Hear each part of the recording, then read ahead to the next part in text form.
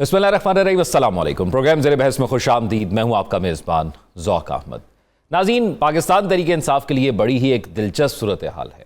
जब उनकी 3.5 साल बाद हुकूमत ख़त्म हुई तो उन्होंने एक इल्ज़ाम लगाया कि उनकी हुकूमत अमेरिका के कहने पर गिराई गई है। और उसके बाद जब अब मौजूदा हालात के अंदर इमरान खान की रिहाई के हवाले से सबसे ज़्यादा उम्मीदें पाकिस्तान तहरीक इंसाफ को अब अमेरिका से ही हैं, और ये वही अमेरिका है। पाकिस्तान के अंदर सियासी जमातें यू टर्न लेती हैं, लेकिन उसका दौरानिया हमने देखा कि कुछ लंबा होता है, कुछ ज़्यादा अरसे बाद, एक दहाई के बाद या 5 साल बाद के यू टर्न हमें नज़र आता है। लेकिन यहाँ पर बहुत जल्दी यू टर्न पाकिस्तान तहरीक इंसाफ की जानिब से ले लिया गया है। क्या ये पाकिस्तान तहरीक इंसाफ की वाकई पार्टी के तौर पर एक हिकमत अमली है, या ये कारकुनान की एक उम्मीद थी, या वहाँ पर मौजूद ओवरसीज़ जो पाकिस्तानी थे जो पाकिस्तान तहरीक इंसाफ को सपोर्ट करते थे, ये उनकी एक ख्वाहिश थी? आज प्रोग्राम में हम इसको डिस्कस करेंगे, क्योंकि जब डोनाल्ड ट्रंप साहब इक़्तिदार में आ रहे थे और 20 जनवरी का सबको इंतजार था, तो ऐसा समझा जा रहा था और पाकिस्तान तहरीक इंसाफ ये मौक़िफ़ रखती थी कि डोनाल्ड ट्रंप साहब खुद क्योंकि केसेस से गुजरे हैं, इसलिए वो इमरान खान की सिचुएशन को बेहतर तरीके से समझते हैं और उनका इमरान खान से बहुत अच्छा ताल्लुक है, तो इसलिए आते साथ ही वो ऐलान करेंगे कि भाई इस बात पर नज़रसानी करें। लेकिन ऐसा हुआ नहीं। अभी तक डोनाल्ड ट्रंप साहब ने इमरान खान का नाम नहीं लिया, और फिर कांग्रेस से अपने पहले खिताब में भी उन्होंने पाकिस्तान की तारीफ की, और जो मौजूदा पाकिस्तान के अंदर सेटअप मौजूद है, जो इस वक्त की हुकूमत, इस वक्त की इस्टेब्लिशमेंट, इस वक्त का निज़ाम जो पाकिस्तान के अंदर मौजूद है, उसकी तारीफ की कि उन्होंने पाकिस्तान ने बहुत अच्छा किरदार अदा किया, जो एक गिरफ्तारी हुई थी और फिर उसको हवालगी दी गई अमेरिका को उस हवाले से।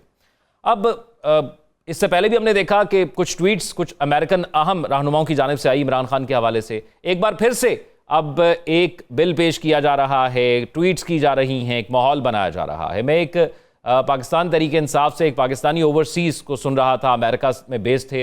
उन्होंने कहा कि हमने डोनाल्ड ट्रंप पर बड़ी इन्वेस्टमेंट की है, और कुछ लो और कुछ दो की पॉलिसी पर डोनाल्ड ट्रंप बिलीव करते हैं, तो जो इन्वेस्टमेंट हमने की है उसका हमें किसी तरह रिवॉर्ड या जो उम्मीद हमने लगा के की है उस तरह हमें कुछ वापस भी मिलेगा। और दूसरा, जब आप किसी पर इन्वेस्टमेंट करते हैं तो लाजमी बात है आप कुछ उम्मीदें भी उनसे वाबस्ता रखते हैं। अब ये जो विल्सन गुज़िश्ता चंद हफ्तों से इमरान खान की रिहाई का मुतालबा कर रहे हैं, और जो विल्सन के बारे में आपको बता दूं कि ये डोनाल्ड ट्रंप के करीबी दोस्त समझे जाते हैं, और उनके साथ एक और दूसरे रुकन डेमोक्रेटिक जेम्स वर्नी भी हैं, जो अमरीकी बहरिया के साबिक इंटेलिजेंस ऑफिसर भी रह चुके हैं। दोनों की जानिब से पाकिस्तान डेमोक्रेटिक एक्ट के हवाले से एक करारदाद नुमा चीज़ पेश की गई है। इस सवाल से पाकिस्तान क्या कोशिश कर रहा है, दफ्तर खारजा का बयान भी सामने आया है। उन्होंने कहा है कि हम बिल से वाकिफ़ हैं, ये किसी की ज़ाती राय हो सकती है, दोनों मुल्कों के ताल्लुकात पर असरअंदाज नहीं करेगी। इसी तमाम तर सूरत हाल पर बात करते हैं। हमारे साथ प्रोग्राम में नजम साकिब साहब, पीजे मीर साहब और साकिब बशीर साहब मौजूद हैं। तीनों सीनियर तज्ज़ियाकार हैं, तीनों का बहुत शुक्रिया। स्टार्टिंग विद यू नजम साकिब साहब, सिफारती ताल्लुकात को आप बड़े करीब से जानते हैं, बड़े करीब से आपने देखा इनको, खुद इसमें रहे, तो क्या ये किसी की ज़ाती ख्वाहिश इस तरह असरअंदाज हो सकती है? क्योंकि इस वक्त तो पाकिस्तान के अंदर, पाकिस्तान में मौजूदा सेटअप का सबसे बड़ा मसला यही है कि इमरान खान जेल में ही रहेंगे, और जो ओवरसीज़ पाकिस्तान तहरीक इंसाफ के लोग हैं वो ये चाहते हैं कि किसी तरह वो लॉबिंग करके इमरान खान के हवाले से बाहर से कोई तवाना आवाज़ पैदा करने में कामयाब हो जाएं। तो क्या मंजरनामा आप देख रहे हैं? सबसे पहले तो आपको 2-3 तसल्लियाँ देनी हैं ज़ौक, और आपके तवस्सुत से जो सुनने वाले देखने वाले हैं उनको ये बताना है कि किसी किस्म की घबराहट का आपको शायबा तक नहीं होना चाहिए। देखिए, सबसे पहले ये देखते हैं कि इस बिल की औकात हैसियत क्या है। क्या इस तरह के बिल पास होते हैं? क्या इस तरह के बिल पास हो जाएं तो बाद में जो हुकूमत है वाशिंगटन में वो क्या करती है? वो अगर हुकूमत कोई हुकूमती लेवल पे कोई फैसला करती है तो उसके असरात क्या होते हैं, और उसके बाद जो जिस मुल्क के बारे में ये बात हो रही है, जिस तरह की इस वक्त पाकिस्तान के बारे में बात हो रही है, तो पाकिस्तान कैसे रिएक्ट करता है, किस तरह से रद्द अमल करता है, फिर उसके बाद होता क्या है। सबसे पहले तो ये बताऊंगा कि इस तरह के बिल पेश होते हैं, उसमें जो विल्सन के साथ क्या बातचीत हुई ओवरसीज पाकिस्तानीज की, जो विल्सन साहब को आखिर मुसीबत क्या पड़ गई, जो विल्सन साहब ने अपने एक और दूसरे साथी के साथ मिलके जो दूसरी पार्टी से है उसके साथ मिलके ये किया, तो उनको अच्छी तरह से पता है कि ये बिल पास भी हो जाएगा तो कुछ नहीं होगा।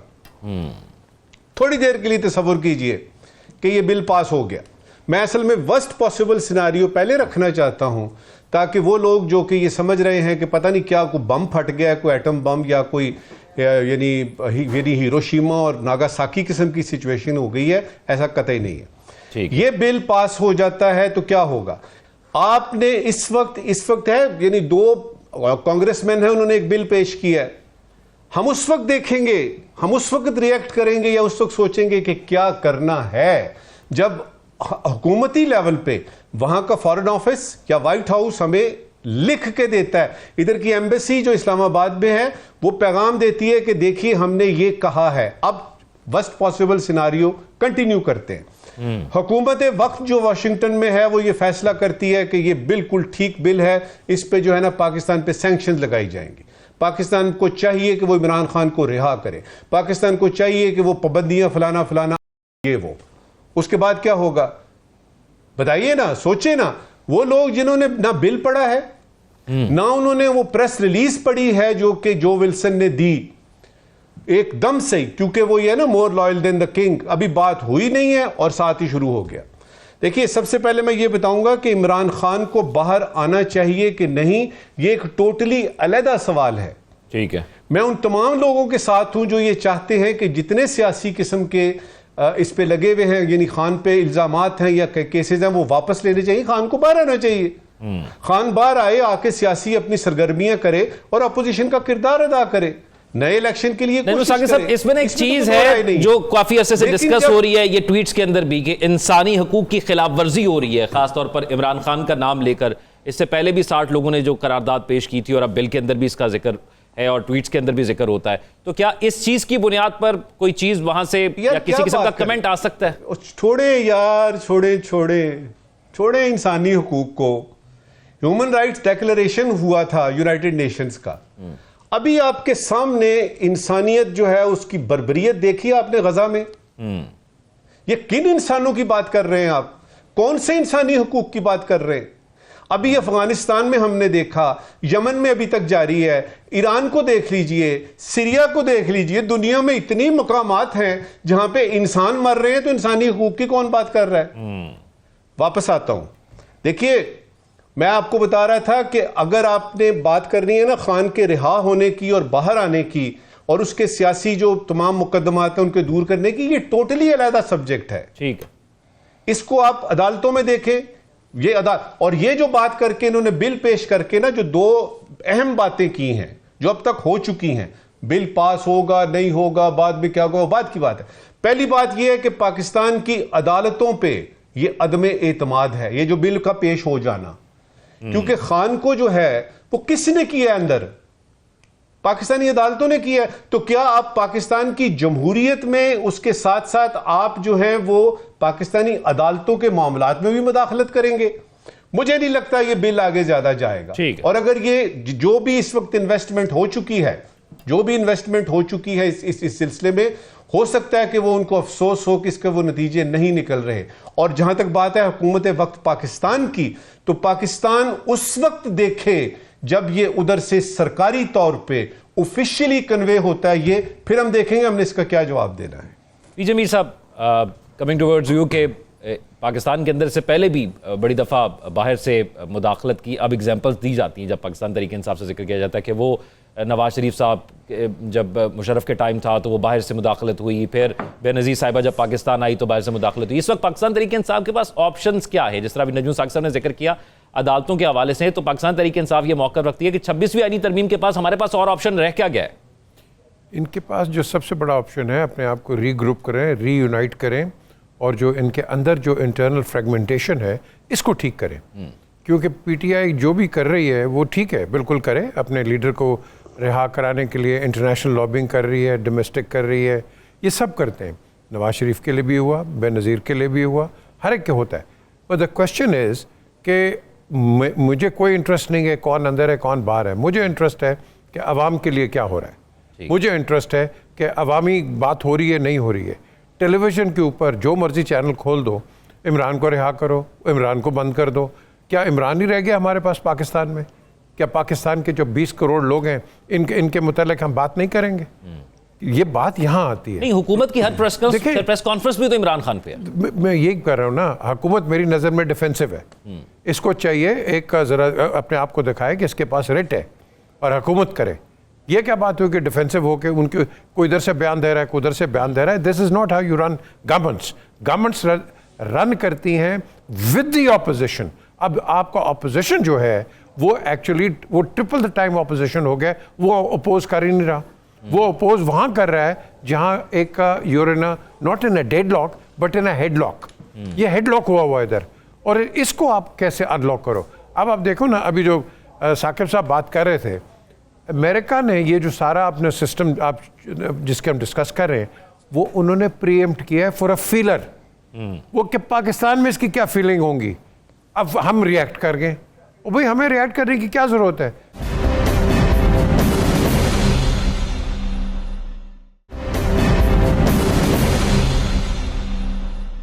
जब तक आपके पास कोई रिटर्न कोई ऑफिशियल चीज नहीं आती है, you can't just come out and you know start discussing it. मेरे लिए ये बिल्कुल ये नॉन डिस्कसेबल। तो पीजे साहब, आपको लगता है कि अगर ऑपोजिशन वहां पर लॉबिंग करिए तो हुकूमत को चाहिए कि एक स्टेप फॉरवर्ड होकर वहां पर जाकर कुछ इकदाम ज्यादा करे? देखिए, लॉबिंग हर जगह होती है। द क्वेश्चन इज आप अपनी पॉलिसीज को रिव्यू करें और उसको ठीक करें। That is your way forward. Lobbying हर बंदा करता है, करे। हमने अपने इंटरनल अफेयर्स को ठीक करना है। बाकी एक्सटर्नल अफेयर्स के अंदर जो आपका ये मुदाखलत कर रहा है कि वो नहीं आ सकता, ये नहीं आ सकता, ये it is none of the concern. We can do whatever we want, however we want. हम एक सॉवरन नेशन है। या तो आप कहो कि we are working for the United States, no we are not. हम इंडिपेंडेंट हैं and that is how we going to be. अगर कोई आपको आके कहेगा उसको बाहर निकाल दो, यही लोग हैं बाद में कहेंगे ये तो बनाना रिपब्लिक है, इनके तो कोर्ट्स ही कैंगरू कोर्ट्स हैं, यही कहेंगे।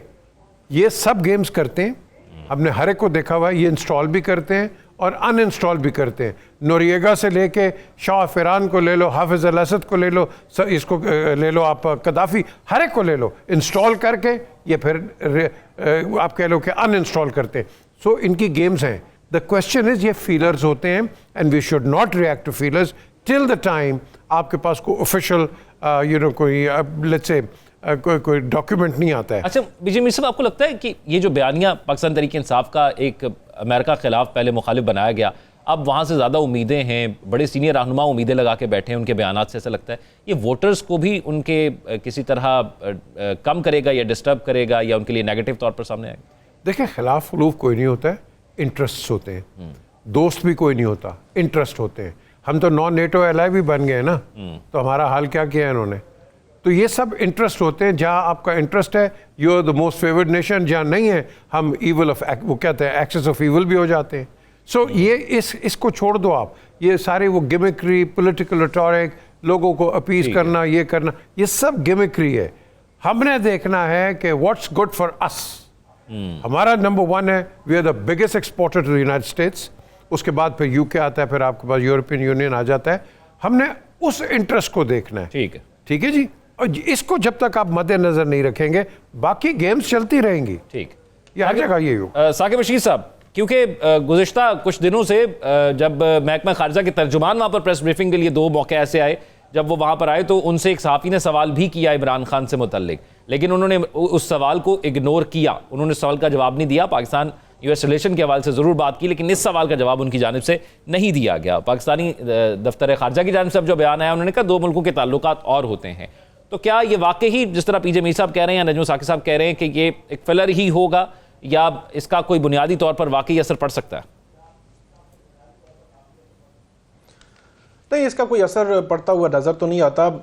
2 एस्पेक्ट्स हैं। एक तो वहाँ पे जो पीटीआई है वो क्यों लॉबिंग कर रही है इस किस्म की, जिसका असर भी हमें बज़ाहिर जो है वो अमली तौर पर नज़र नहीं आता। उसकी वजूहात क्या हैं, इसके पीछे क्या यहाँ पे उनके लिए मुमकिन है कि इमरान खान रिहा हो जाएंगे, और क्या उनको करना चाहिए वहाँ पे, ये बुनियादी सवालात हैं। अगर वहाँ की बात की जाए तो मेरा ख्याल है जो बहुत सारी ट्वीट्स आती रहीं, वो जब सदर ट्रंप ने अभी हलफ लेना था तो उनकी जो टीम है उसमें से कुछ ट्वीट्स आई, फिर उसके बाद ये जो विल्सन ये ट्वीट्स करते रहे हैं। इससे पहले जो उनके 60 लोग थे वहाँ, उन्होंने खत लिखा था, जो बाइडन को खत लिखा था, फिर ट्रंप को खत लिखा गया, अभी ये जो है वो आया है कि इस किस्म की, तो ये चीज़ें कोई असर होता हुआ बज़ाहिर नज़र नहीं आता। फिर सबसे बड़ी बात जो पीटीआई को जो था, इन्होंने उम्मीद लगाई हुई थी, और जो वहाँ पे अमेरिका में मौजूद हैं जो लॉबिंग कर रहे हैं कि ट्रंप आएंगे और ट्रंप एक कॉल करेंगे और इमरान खान बाहर आ जाएंगे, तो हमने देखा कि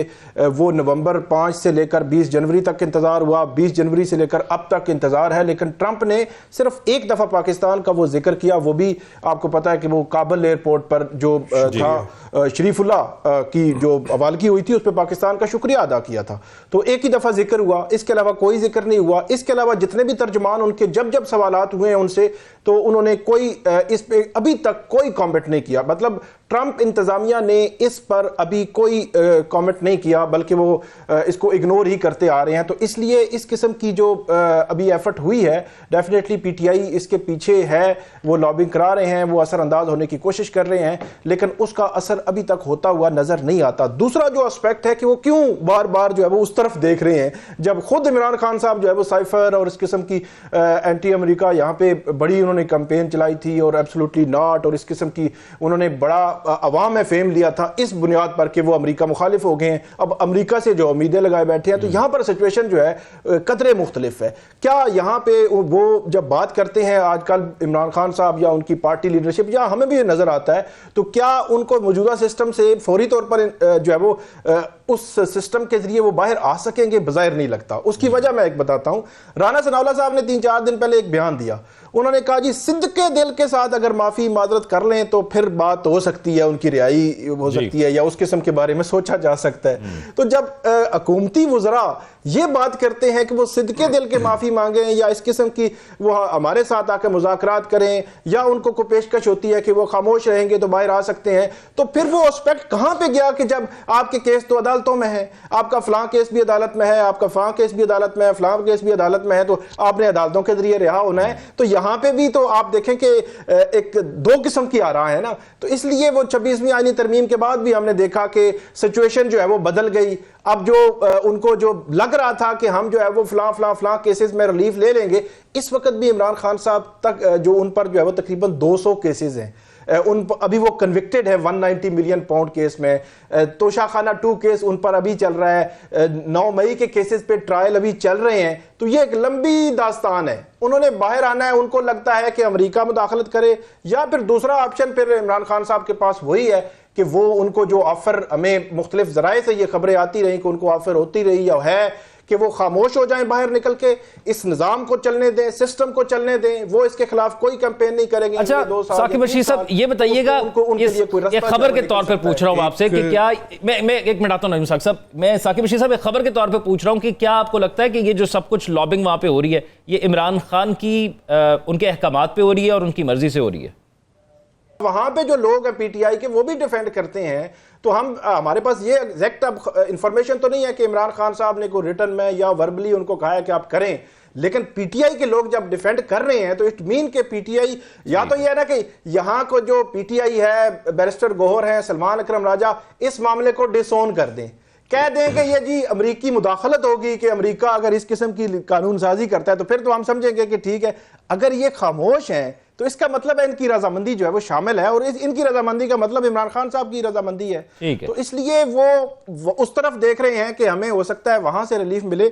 यहां रिलीफ बज़ाहिर जो मेरी असेसमेंट है एज ए कोर्ट रिपोर्टर, अदालतों में जो केसेस देखे हैं उनको जो है वो मेरे ख्याल में बैठ के को बातचीत करके ही बाहर आना पड़ेगा, वरना वो बहुत जल्द हमें बाहर आते नजर नहीं आते। ठीक है, नजम साकिब साहब आप कुछ ऐड करना चाहो? मुस्कुरा भी रहे आप।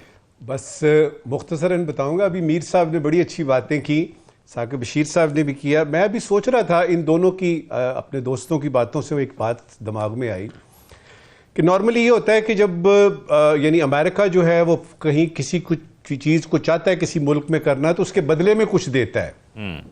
अगर मेरे हाथ में है तो मुझे वो कहते हैं जी इमरान खान को रिहा करो, मैं बिल्कुल करता हूं, लेकिन उसके बदले में मुझे क्या चाहिए? मुझे उसके बदले में ये चाहिए जी आप ऐसा करें कि जितना कर्जा हमारे पास है ना, ये प्लीज माफ कर दें, आपके लिए तो पीनट्स होंगे ये। आप जरा थोड़ी देर की तसव्वुर लाइए कि अगर उनको इतनी ही मुसीबत पड़ी हुई है खान को बाहर लाने की, तो मैं तो ये चाहूंगा इस चैलेंज में अपॉर्चुनिटी ढूंढूंगा। आइए हम करते हैं, यानी तमाम अदालतें कहेंगी ठीक है जी हम इनको बाहर निकालते हैं, हुकूमत वक्त कह रही है पाकिस्तान में इस्लामाबाद में बाहर निकालते हैं इनको, आपको चाहिए ना निकालना, उसके बदले में आप ऐसा करें हमारा कर्जा माफ कर दें।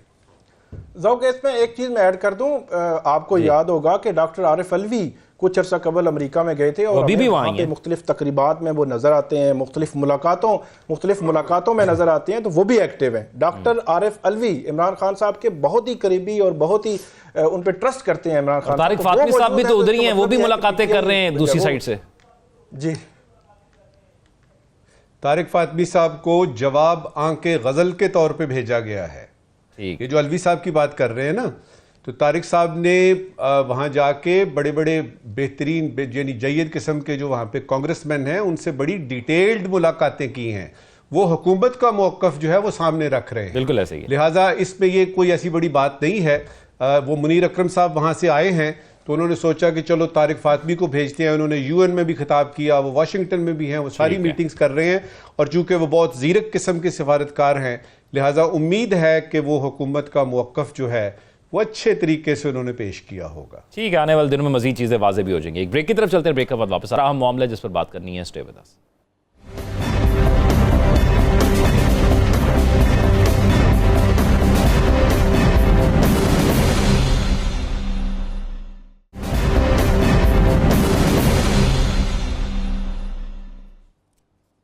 ब्रेक के बाद खुशामदीद नाज़रीन। बुनियादी चीज़ ज़िंदगी के लिए जो ज़रूरी है वो पानी है, और क्या हम इस बुनियादी ज़रूरत से महरूम होते जा रहे हैं? क्योंकि जो रिपोर्ट्स सामने आ रही हैं वो बड़ी हैरानकुन हैं, और अगर अब भी उस पर अमल दरामद या उस हवाले से हमें पॉलिसीज़ में तब्दीली ना की तो आने वाले कुछ साल या इस साल के आखिर से ही हमें संगीन ख़तरात का खदशा पैदा होता जा रहा है। क्योंकि ये जो अब मौजूदा सिस्टम है पाकिस्तान के अंदर, हम हमेशा से एक चीज़ सुनते हैं, एक आर्गूमेंट सुनते हैं कि इंडिया जो है वो डैम पे डैम बना रहा है, और पाकिस्तान जब तक पाकिस्तान में पानी पहुंचता है, पाकिस्तान के अंदर डैम्स भी बनाए जा रहे और वो मीठा पानी जाके समुद्र में गिर जाता है और हम उसको सेव नहीं कर रहे, जिसकी वजह से हमें बुनियादी तौर पर मुश्किलात पैदा हो रही हैं। फिर दूसरी तरफ इन्वायरमेंटल चेंजेस जो हैं, मौसमियाती तब्दीलियाँ जो हैं, वो उससे पाकिस्तान बहुत हद तक मुतासिर भी हुआ है। इस साल हमने देख लिया कि बारिशें बहुत कम हुई हैं। तो क्या बुनियादी तौर पर ये हमारी पॉलिसीज़ हैं जिसकी वजह से इतने ख़तरनाक किस्म की रिपोर्ट्स और बयानात सामने आ रहे हैं कि पाकिस्तान में पानी का शदीद बहरान है, 3 सूबों में खुशहाली का खतरा है, अप्रैल में सिर्फ पीने के लिए पानी होगा? तो क्या ये हमारी पॉलिसीज़ की वजह से है, या जो नेचुरल डिसास्टर हैं, जो मौसमियाती तब्दीली है, उसकी वजह से हम कुछ नहीं कर सकते? क्योंकि हमारे यहाँ मसला ये है कि जो बुनियादी करने की चीज़ें होती हैं, हुकूमत उनको डिफेंड करती रहती है और कबूतर की तरह आंखें बंद करके बैठ जाती है जब तक कि जो है वो पानी सर से गुजर चुका होता है। लेकिन तो पानी है ही नहीं, गुजरेगा क्या? और पाकिस्तान का आपाशी का जो निज़ाम है वो भी अंग्रेज़ दौर का है, तो क्या उसको भी तब्दील होने की ज़रूरत है? पीजे मीर साहब, ये बड़ी तशवीशनाक किस्म की रिपोर्ट्स हैं जो अब सामने आ रही हैं, और ये अब से नहीं आ रही, ये बहुत अरसे से रिपोर्ट हो रही हैं। तो पाकिस्तान में ये खुशहाली का और पाकिस्तान में पानी की कमी की वजूहात आप क्या देखते हैं, क्या है? ये आज का मसला नहीं है, ये 18th सेंचुरी का है कि जब एक डिप्टी कमिश्नर को कहा था कि कालाबाग डैम बना लो, उस वक़्त से ये डिस्प्यूट चल रही है। और 1946 में सिंध और पंजाब की जो एक मीटिंग होनी थी वो नहीं हो सकी बिकॉज ऑफ द इंडिपेंडेंस। आज भी वही प्रॉब्लम है, हमने पानी को, आपने पानी का जिक्र किया है, हमने पानी का कत्ल कर रहे हैं, हम कत्ल, we are murdering water in this country. आपके पास सिर्फ रेनफॉल है और ग्लेशियल फेड वाटर्स हैं, उसके अलावा there is no other natural waters. अब बात आती है कि हम इसकी मैनेजमेंट क्यों नहीं करते? आपकी कोई पॉलिसी है? कोई नहीं। मैं आपको 3 एग्जांपल्स देता हूँ। रावलपिंडी में आप चले जाएं, इस्लामाबाद रावलपिंडी का पानी एक ड्रेनेज, आप उसको कहते हैं लई नाला जी, लई नाले से आता है अंडर द जीटी रोड, वो स्वां रिवर लेफ्ट से आता है और वो सारा गंदा पानी sewage water, good water into sewage water, फिर वो कल्टीवेशन में आ गए। एक लाहौर में रोई नाला comes here, ends up in the Hodara drain, goes into the agriculture center and you're eating contaminated vegetables. Karachi के अंदर लियारी का गंदा पानी, untreated water, आप समुद्र में फेंकते हो, go and walk next to the beach in Karachi, आपको पता चलेगा कि स्मेल क्या आती है। लोग वहाँ पैसे कमाते हैं दुनिया के अंदर, आप देखें वहाँ जाके आप चल नहीं सकते। The question is कि हमने कभी सोचा है कि इन जगहों पे for a starter billions of gallons of water आप इसको कंजर्व कर सकते हो एग्रीकल्चर के लिए, सिंपल फिल्ट्रेशन प्लांट्स। आप यूके के अंदर कोई 8-9 साल पहले बड़ा ड्राउट आ गया, क्योंकि वहाँ भी अगर बारिश ना हो तो पानी नहीं होता है, लेकिन उनका सिस्टम ये है कि बड़े बड़े शहरों के बाहर उन्होंने रेजर्वॉयर्स बनाए हैं, यहाँ इनको डैम कहते हैं, वो रेजर्वॉयर्स हैं, पानी का लेवल आपका ऊपर हो जाता है और उसके साथ साथ ये होता है कि आप जल्दी से पानी भी निकाल लेते हैं, आपको सर्विस भी मिल जाती है। हम वो नहीं करते, उसी पानी को वो आपके घरों में इस्तेमाल करते हैं। हम कर सकते हैं, किसी का दिमाग ही नहीं है, छोटे माइंड्स हैं, आप कर नहीं सकते। अब क्वेश्चन इज, वहाँ एक स्कीम शुरू हुई थी कि आपके ये जो नलके हैं, पाइप्स हैं, लीकेज हैं, millions and millions of gallons आपके ज़ाया हो रहे हैं, उसको उन्होंने कहा उसको ठीक करो। गवर्नमेंट उसको सब्सिडाइज करती रही, आपके जो लोकल काउंसिल्स हैं। यहाँ क्यों नहीं कर सकते? आप कर सकते हैं। आपके नलके खुले हैं, पानी बह रहा है, पानी की इज्जत है कोई नहीं है, और आप कहते हैं कि पानी कोई नहीं है, और भाई हम खुद इसका डिस्ट्रक्शन के वो हैं। मुझे याद आता है पीजे मीर साहब, वो एक कुछ अर्सा पहले एक कानून बना था ना कि जब ये आप गाड़ी धुलवाने जाते हैं तो वहां पर वो पानी को रिसाइकिल करेंगे और दोबारा उसको यूज करेंगे, लेकिन फिर उस पर इंप्लीमेंट नहीं हुआ। Yes, you are absolutely right, ये बिल्कुल सही कहा आपने, ये भी है।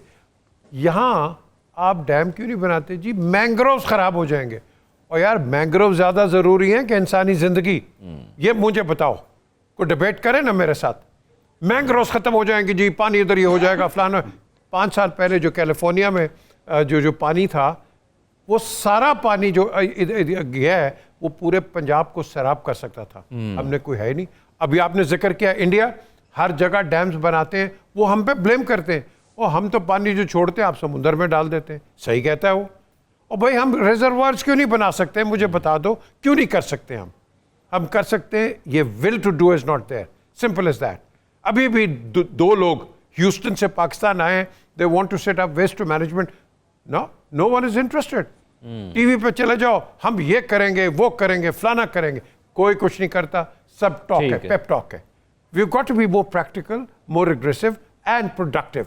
हम वो नहीं है। साकिब साहब, ज्यादा जरूरी क्या है, जैसे पीजे मीर साहब ने कहा, और फिर हम क्यों नहीं कर पा रहे? देखिए, बाकी बातें एक तरफ हैं, ये जो इरसा ने कहा है ना कि पीने के पानी के लिए सिर्फ 1 माह, यानी ये अगला महीना जो आ रहा है अप्रैल का, इस वक्त तक पीने का पानी मुयस्सर करने की हुकूमती लेवल पे हम गारंटी देते हैं। तो ये इसका मतलब ये है कि अगले महीने, उसके बाद क्या होगा? दूसरी सूरत हाल देखिएगा कि खरीफ की जो फसल है ना, आप लोग तो बच्चे हैं, आप लोगों को नहीं पता कि ये क्या चीज़ें होती हैं, खरीफ की फसल क्या होती है। तो उसमें कपास है, जवार है, चावल है, बाजरा है, मूंगफली है, मकई है, कमाद है, सूरजमुखी है। उसके बाद ये कि दाल मूंग है, दाल माश है और लोबिया है। इनका क्या होगा? इधर तो पीने का पानी नहीं है, तो इरिगेशन के लिए तो क्या ज़ौक मैं और आप ये कह सकते हैं आज कि पाकिस्तान एक ज़रई मुल्क है? क्या हम ये कह सकते हैं कि 70 से ज़्यादा फीसद जो हमारी आबादी है उसका इन्हिसार जो है वो ज़राअत पे है? तो मुझे तो इस खरीफ की फसल का नहीं पड़ा हुआ है, इस सीजन का क्या होगा। और वो जो पिछले साल किसान मैंने देखे थे, गंदम की बोरियां सड़कों पे लगा के बारिश में भीगती हुई, और वो सोक्ड बोरियां जो हैं, वो जो बोरियां और बोरे थे वो कोई उठाने को तैयार नहीं था।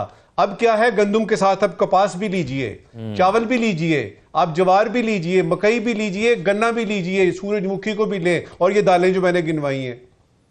अब ये कि ये किसने, आपने जो सवाल पूछा है ना, ये किसकी जिम्मेदारी है?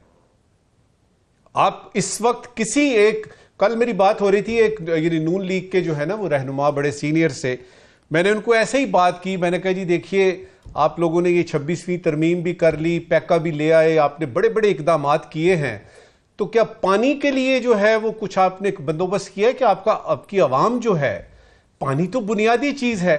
तो उन्होंने वही बातें की जो अभी यानी मीर साहब बता रहे थे कि अब हम क्या कर सकते हैं जी, इतनी लीकेज होती है, इतना पानी जाया हो जाता है, फलाना हो जाता है। तो मैंने कहा जी ये जो दरियाओं का बहाव कम हो रहा है, ये जो आपके ग्लेशियर पिघल रहे हैं, ये जो आपका डैम्स में पानी नहीं है और ऊपर से ये बारिशों पे आपने रखा हुआ है कि बारिशें आएंगी तो फलाना होगा, तो क्या कोई प्लानिंग नाम की चीज होती है? तो उसके जवाब में वो मुस्कुराए और उन्होंने कहा जी कि छड्डो ना जी।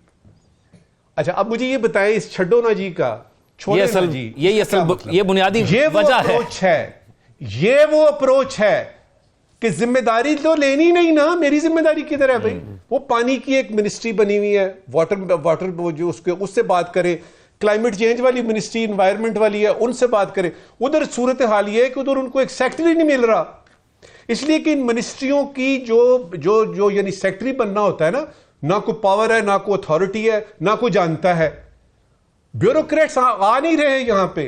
तो उसमें हम देखते हैं कि पूरे का आवा ही बिगड़ा हुआ नजर आता है। और उसमें जिम्मेदारी की जब बात आती है, मैं हैरान नहीं हूंगा अगर कल को मुस्लिम लीग नून के लोग या पीपल्स पार्टी के लोग ये कहें कि ये पानी का बहरान जो आया है ये इमरान खान की वजह से आया है। और साकिब साहब, इसके एक और, इफ आई मे ऐड, कि you don't have the right people for the right job. अब विद द ग्रेटेस्ट रिस्पेक्ट, अब पानी का जो मसला है ये कराची के अंदर वो कर रहे हैं कि जी हम इसको रिजॉल्व करें। डिप्टी कमिश्नर इन बेचारों को क्या पता है? Are they experts in water?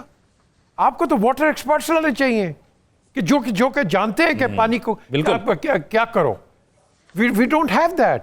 आप सही बात करें, मिट्टी पाओ। साकिब रशीद साहब, मिट्टी डाली नहीं जा सकती। दूसरी तरफ ये है कि एक फिक्रा, दूसरी तरफ ये है कि 6 तस्वीराती आपकी कैनाल्स हैं जिसमें ये थर है, चोलिस्तान है, रेनी है, ग्रेटर है, कच्ची है, चश्मा है। सदर पाकिस्तान ने इसकी मंजूरी दे दी हुई है, लेकिन पीपल्स पार्टी ये कह रही है नहीं बनेंगी। तो ये डुप्लिसिटी जो है, ये जो दोगलापन है, ये हमें साफ नजर आता है कि जब बात आती है बात करने की तो कहते हैं जी ठीक है मंजूर करते हैं, और जब असल में आती है तो अवाम को दिखाने के लिए हमारा चेहरा और होता है।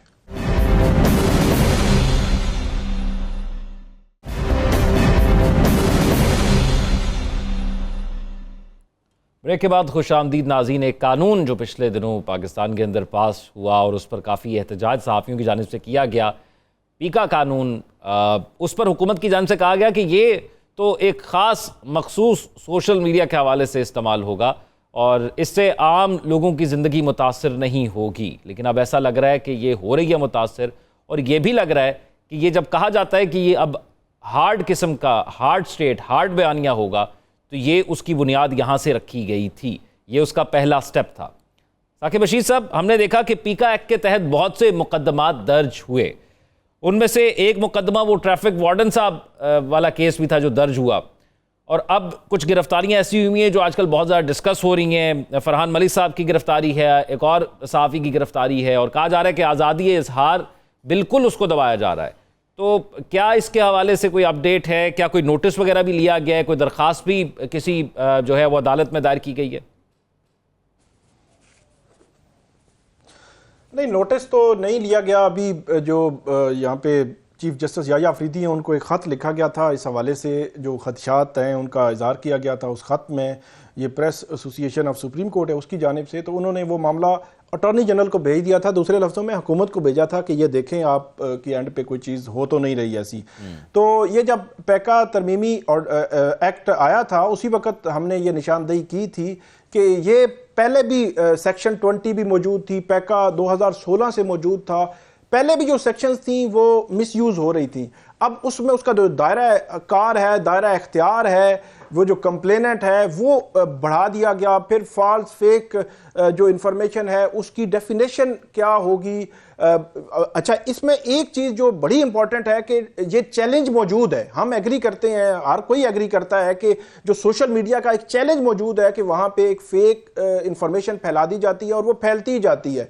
इसी तरह कोई ख़ास तौर पर अभी जाफर एक्सप्रेस के हवाले से भी कोई इस किस्म की इंफॉर्मेशन जो है वो सोशल मीडिया पर फैली और उस तनाजुर में बहुत बड़े एक्शन हुआ है। ये मैं बात कर रहा हूँ कि उसमें जर्नलिस्ट भी हैं और नॉन जर्नलिस्ट मतलब आम शहरी भी हैं जिनके खिलाफ जो है वो कार्रवाइयाँ हुई हैं। अब इसमें सवाल यही है कि इसको मिसयूज नहीं होना चाहिए। इसमें जो तरीकाकार दिया गया है कानून में उसको वायलेट नहीं होना चाहिए। ऐसा तरीकाकार क्या होता है कि फॉर एग्जांपल एक बंदे पे ये इल्ज़ाम है कि उसने एक पोस्ट की है कि वो फेक है, और वो गलत इंफॉर्मेशन दे रहा है, तो उसको FIA ने नोटिस करना है। उन नोटिस में मैंने मेंशन करना है कि हमने आपके खिलाफ ये इंक्वायरी शुरू की है, आप अपना जवाब जमा करवाएं। एक नोटिस होगा, दूसरा नोटिस होगा। अगर FIA ये समझती है कि हम जो है वो मुतमईन नहीं है तो उसके बाद कार्रवाई कर सकते हैं। लेकिन हमने देखा कि रिसेंटली पिछले दिनों में डायरेक्ट कार्रवाई हुई कि FIA पता चलता है जी फलां बंदे को गिरफ्तार कर लिया गया, फलां को गिरफ्तार कर लिया गया, फलां। यही वो पॉइंट था जिसकी निशानदेही की जा रही थी कि कानून साजी इस चैलेंज से निपटने, इसके साथ किसी के साथ कोई इख्तलाफ नहीं है। ये मिसयूज ऑफ अथॉरिटी जो है या लॉ का जो गलत इस्तेमाल है वो वहां पे सवाल उठता है, और वहां पे ऐसा लगता है कि जो आप अपने मुखालिफिन हैं उनके खिलाफ इस किस्म के लॉज और इस किस्म की कानून जो है वो इस्तेमाल कर रहे हैं। इसीलिए चीफ जस्टिस याह्या अफरीदी उनको खत लिखा गया था कि आप इस मामले को देखें और इस हवाले से कोई ऑर्डर पास करें या जो है वो आईनी बेंच को भेजें या हुकूमत वक्त को इस हवाले से इकदामात का कहें कि ताकि फ्यूचर में ऐसा ना हो, क्योंकि अल्टीमेटली जो आज़ादी इजहार राय है ये आइन ने हक दिया है, किसी हुकूमत ने, किसी स्पेसिफिक पॉलिटिकल पार्टी ने या किसी और ने नहीं दिया। और इसकी प्रोटेक्शन जो है वो अदालतों ने ही करनी है और इदारों ने भी उसको देखना है कि ये आइन के राइट को हम कहीं वायलेट तो नहीं कर रहे। फिर अदालतों के सामने जब ये लोग जाते हैं, उनकी केसेस लगते हैं, तो उन अदालतों को भी फिर उनके खिलाफ कार्रवाई से कबल ये देखना चाहिए। मैं ये समझता हूं कि अदलिया ने प्रोटेक्शन करनी है सिटीजन राइट्स की, तो वो फिर देखें कि कहीं मिसयूज तो नहीं हो रहा कुछ। साकिब साहब, पैकेज से जो कुछ हुकूमत हासिल करना चाहती थी वो हासिल कर रही है? मुझे ये तो नहीं पता कि वो जो कुछ हासिल करना चाहती थी और वो जो डिजिटल टेररिस्ट पकड़ने थे और वो जो स्पॉट किए हुए थे कि इन जर्नलिस्टों को, इन ह्यूमन राइट्स एक्टिविस्ट को जो पकड़ना है वो कर सके हैं कि नहीं। जो मुझे पता है वो ये है कि वज़ीर इत्तलात ने इसके पास होने के बाद, इस अमेंडमेंट के पास होने के बाद और ये देखने के बाद कि 3 साल की कैद होगी, 20 लाख जुर्माना होगा, फिर एक अथॉरिटी भी बन गई, उन्होंने कहा जी अगर किसी को कोई इतराज़ है तो आके मिल के बैठ के बात करते हैं। अभी तक तो बात नहीं हुई। और सोचने की बात यह है कि अमेंडमेंट आपने पास कर दिए, हुण केड़ी गल करनी जे, अब कौन सा वक्त है इसकी बात करने का। दूसरी बात देखिए, पार्लियामेंट को इख्तियार है वो किसी किस्म का भी बिल पास कर सकती है, दोनों हाउसेज। अब आपको अगर इतराज है कि ये जी बिल ठीक नहीं हुआ, इसमें तो यही नहीं बताया गया कि डिस इंफॉर्मेशन, मिस इंफॉर्मेशन और फेक न्यूज में फर्क क्या है, इसको तो बताया ही नहीं गया। और उसका आई होप कि इन सबको पता हो, जो ये इस वक्त अथॉरिटी वाले हैं खासतौर पे, जिन्होंने कि लागू करना है कि जी फलां ने डिस इंफॉर्मेशन की, फलां ने मिस इंफॉर्मेशन की और ये न्यूज फेक है, उनको कम से कम पता है।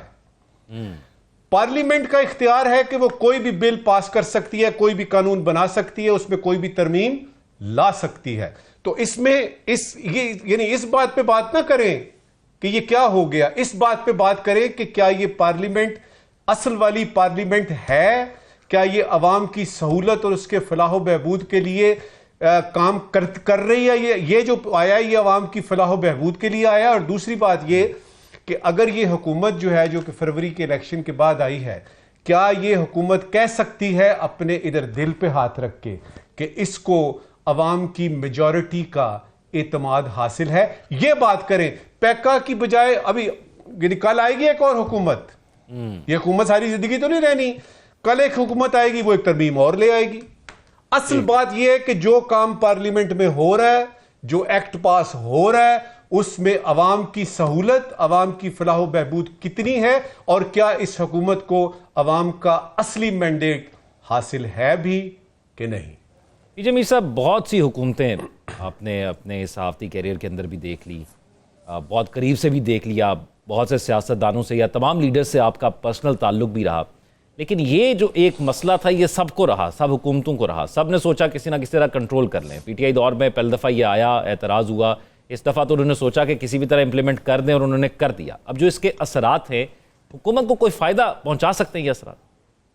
वो मार्गरेट थैचर ने बड़ी अच्छी बात की है कि जब आपके पास कोई सियासी दलाइल नहीं रह जाते हैं तो फिर आप पर्सनालिटीज़ पे और पर्सनल लाइफ पे अटैक करते हैं। तो पाकिस्तान में यही हो रहा है बेसिकली। इसी चीज़ के काउंटर करने के लिए ये लॉज नए आए हैं। लॉज आने चाहिए। There is no fake news एक मसला है, हम मानते हैं। देखें, मसला है, इसको कईयों ने एक्सप्लॉइट किया है, सोशल मीडिया के ऊपर मिसयूज़ किया है। पाकिस्तान के कई चीज़ें ऐसी हैं जो कि नेगेटिव प्रेजेंट की गई हैं। लेकिन बात यहाँ आती है कि इस लॉ को आपने बड़ा जुडिशियसली इस्तेमाल करना है, किसी के ख़िलाफ़ आपने किसी को विक्टिमाइज़ नहीं करना, पॉलिटिकल गेन्स के लिए नहीं किसी को पकड़ना, और किसी को अपने प्राइवेट वेंडेटा के लिए आपने नहीं पकड़ना। Law should be there, but at the same time क्या आपके पास वो एक्सपर्ट्स पड़े हैं जो इस क्राइम को आप कह लो कि they are experts in this? No, they don't. आपका नैब भी एक्सपर्ट नहीं है यार इसके अंदर। आपने वो लोग बैठाए डेपुटेशन के ऊपर who do not know what the real laws are. वो अहकामात अच्छे मान लेते हैं ना। देखें, the question is get the right people for the right job. You don't have that. This is what the problem is in this country. एक secretary agriculture होता है, दूसरे दिन कॉमर्स बन जाता है, तीसरे दिन वो ट्रेड का बन जाता है। यार किसी को तो कहीं बैठने दो, किसी को तो एक्सपर्ट बनाने दो। आपको तो एक्सपर्ट ही कोई नहीं है। अब भी शुरू में एक फ्लाइंग है, आपने बात की मुनीर अकरम की। You really think Mr. Fatmi is going to be fitting his boots? वो तो ज़मीन आसमान का फ़र्क है यार। मुनीर अकरम कहाँ और फातमी कहाँ?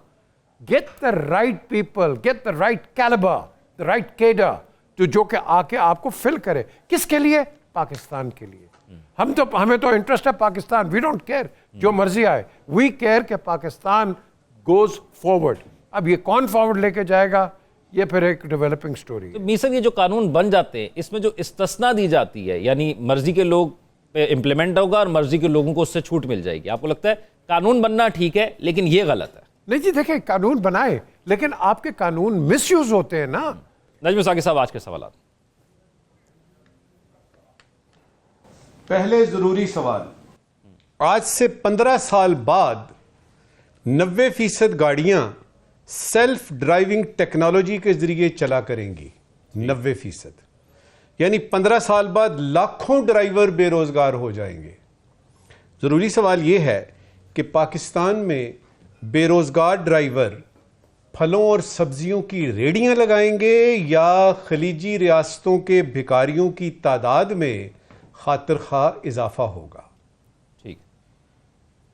आज का गैर जरूरी सवाल, वजीर मुमलिकत दाखिला ने इत्तला दी है कि दहशतगर्दी के खिलाफ किरदार अदा करने में पीटीआई सब जमातों से पीछे है। पीटीआई सब जमातों से पीछे है दहशतगर्दी के खिलाफ किरदार अदा करने में।